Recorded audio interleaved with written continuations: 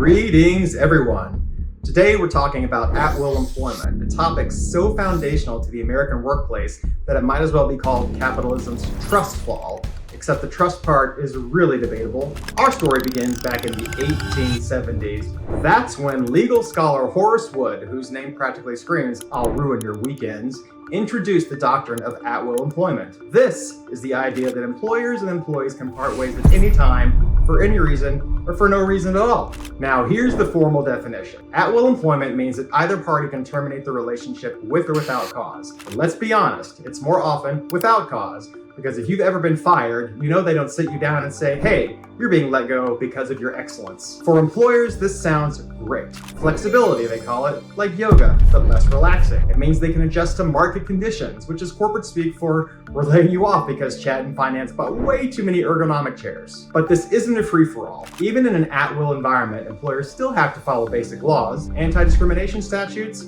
Yes. Employee contracts? Sure. Public policy? Oh, definitely. But basically, you can't fire someone because they refuse to break the law.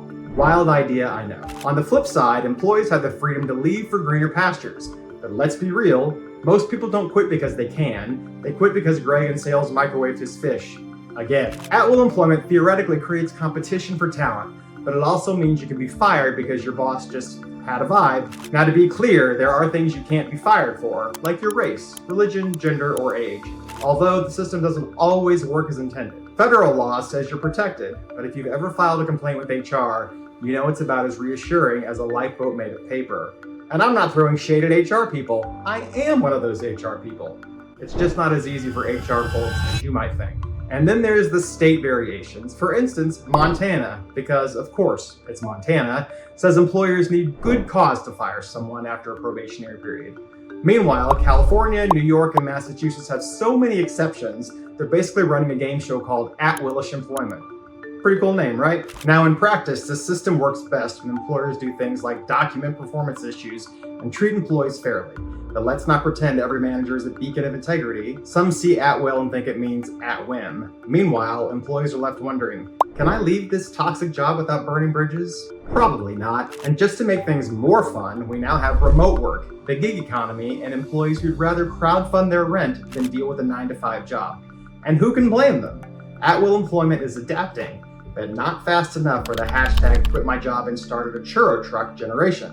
Now, so many arguments can be made for and against employment at will. Still, it's something that can easily be abused by both employers and employees, but mostly employers. The number one reason it's good for employees is you're not locked into a job that you hate. You can walk away at any time for a new job, to grow tomatoes, or start an Etsy business. The real nuisance of it is how employer abuse of it creates so much risk for their businesses. Just because you can fire someone without notice or reason doesn't mean that you should. Do you enjoy screwing with and disrupting people's lives? Likely, you don't. But what you hate even more is dealing with conflict or coming to terms with the fact that you didn't provide support or feedback to an employee. Or maybe you bombed when you hired them because the fact that you liked them overshadowed their delinquent skills. If you're not convinced that invoking at-will employment on the reg is a really bad idea, think about the story you're telling your managers, your frontline employees, future hires, and the market at large. Here's a summary of the plot. You hire like crazy, you make hiring mistakes, you avoid tough conversations, also known as management.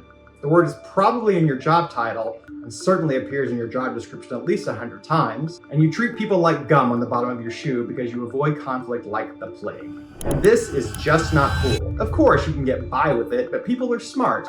They can connect the dots. They write their own narrative, and a soundbite of their work experience will become a viral meme directed at you. Overusing the employment at will trope is like eating a whole box of Twinkies. You'll be temporarily comforted by the soft cake and fluffy cream filling, but like any high, it fades fast, and you're left with a graveyard of dead opportunities to lead well and do right by people. The good news is some employers are trying. Structured termination processes, performance reviews, regular feedback, all great ideas, albeit not new ones.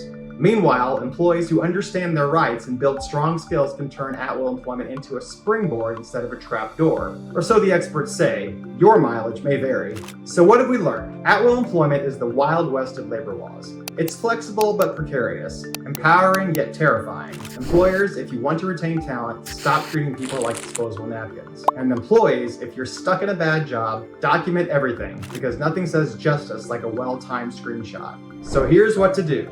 Employers, review your policies and practices. Employees, know your rights. Everyone else, maybe move to Montana. If you're interested in leading better, working better, and growing your business or career faster, why not subscribe? My goal is to educate, ruminate, and entertain. I wish those rhymed.